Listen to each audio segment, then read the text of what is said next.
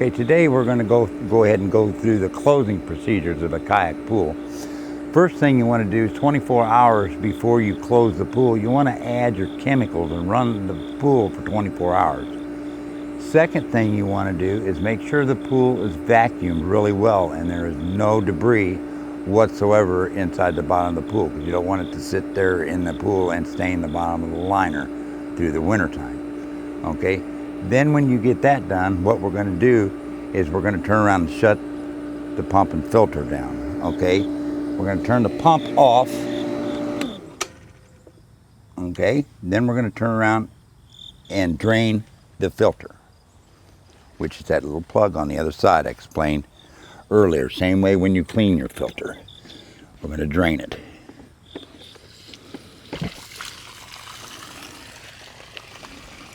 Making sure your T-valve's closed.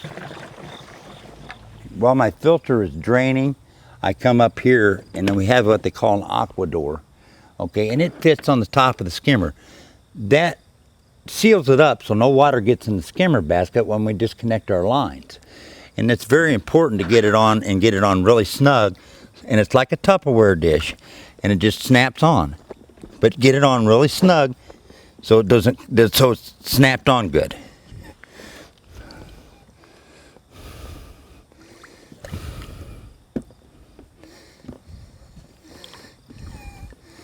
Then after that I go over to the return and I have what they call a return winterizing plug.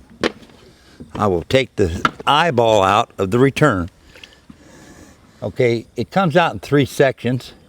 It's got an eyeball, it's got a ring, and it's got this inner ring. This inner ring sometimes gets locked in there, and there is a special tool you can buy to get that loosened up so you can get that eyeball out of there. But then this winter plug, you take that out. This is one that usually has a hard time coming out. When you put these pools together, don't tighten them in really tight. It's underwater. You don't have to worry about it leaking or anything. So go ahead and then you put your winter plug in there. That keeps the water from your return going out of the pool so you can keep your kayak pool full through the winter time. And we're going to go back down here and I'll show you how to disconnect the lines. One of the things that I do is I get a baggie and I get some rubber bands. This is going to save you in the long run in the springtime, and it's very convenient and easy to do. We've closed off our skimmer and our return up there. We've drained our pump. We've got this closed off to these T-valves. So the first thing I do is I come over here and I disconnect my Frogger line. These are quick disconnects. And I'll open that up. Okay? And all that water is going to just come out of there. What I do is I just leave them to the ground because there's no water in the line. And if water gets in that return, it's going to drain onto the ground. It's not going to hurt the pipes at all. But then I'll take a baggie on these fittings and I'll put a baggie over the end of it. That way no dirt gets in these threads. Okay? And then I just take a rubber band, or you can use rope or string or whatever, and I go over the end of that. No dirt gets in them threads, so you don't have to clean them threads out when you put it back together when you open your pool. Then I'll come over here to this T-valve. Now, this is your bottom drain here. I will turn this bottom drain where it's closed. Okay, leaving my skimmer open. I will disconnect my skimmer line.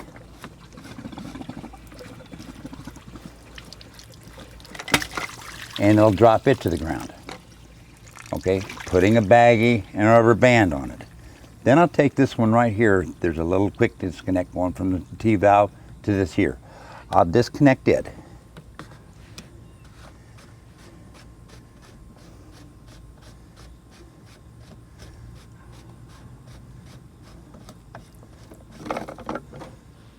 No water's coming out, but then I'll raise it up. Now this customer did something smart and made a hook to hook the bottom drain up to, but it needs to be lowered down.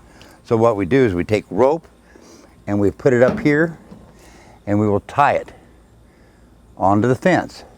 That way it doesn't drop through the wintertime. Then I disconnect this, but make sure this land here is above water level. What's going to happen is this bottom drain is going to freeze, but the only way a pipe will break is if it freezes and it has nowhere to go. It's going to flex up and down this line all winter long, and it's not going to freeze. As long as this is open and above the water level, you're good to go. Now there is a difference if you have a recessed pool.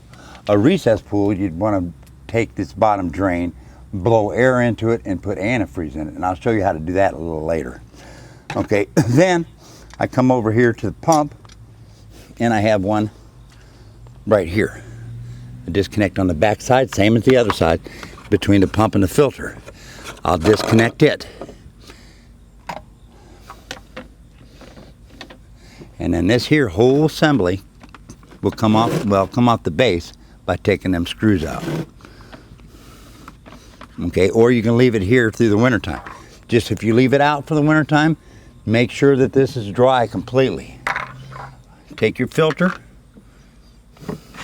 That's that push that you didn't see on the video to undo that. Take your filter out.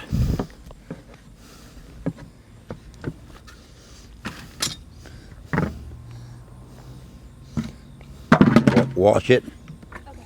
Make sure you let the filter completely dry and then put it back in. This tube facing towards the skimmer or the frogger. And then put the container back on. Leave this open. Leave your plug undone. Now, a little tip. These plugs and returns in the wintertime, I usually put them inside the skimmer basket, because inside the skimmer basket is a good place to store any plugs so you don't lose them. Okay? Then I put the ring back on.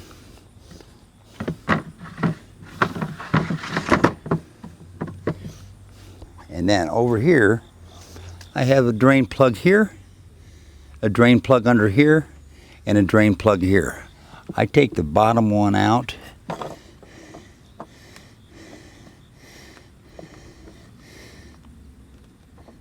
And it lets the water drain out of the pump.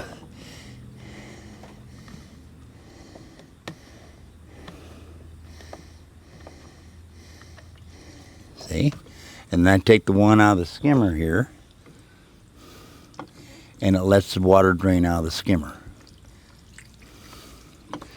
And I put them in here so I don't lose them through the wintertime. Now this frogger assembly, same thing. Loosen that up. Do not use this to tighten it up. Take these out. Discard this because it's only good for one season. You can maybe even discard this old filter or old chlorine cartridge. There is a plug like this on this side that you can't see. Undo it and drain the water out of it. Put the plug in there and then put it back together so you know where it's all at.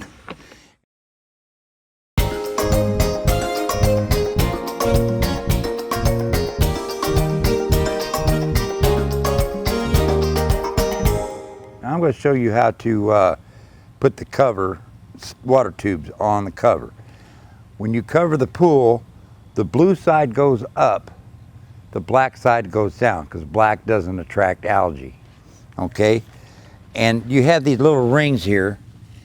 Those are to hold these water tubes in place. When you lay the pool cover out on the pool, you would take these little tubes and slide them through these loops from one to the other.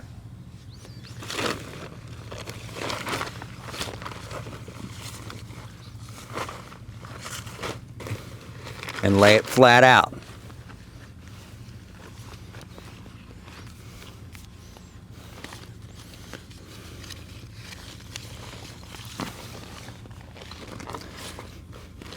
All along the whole perimeter of the pool.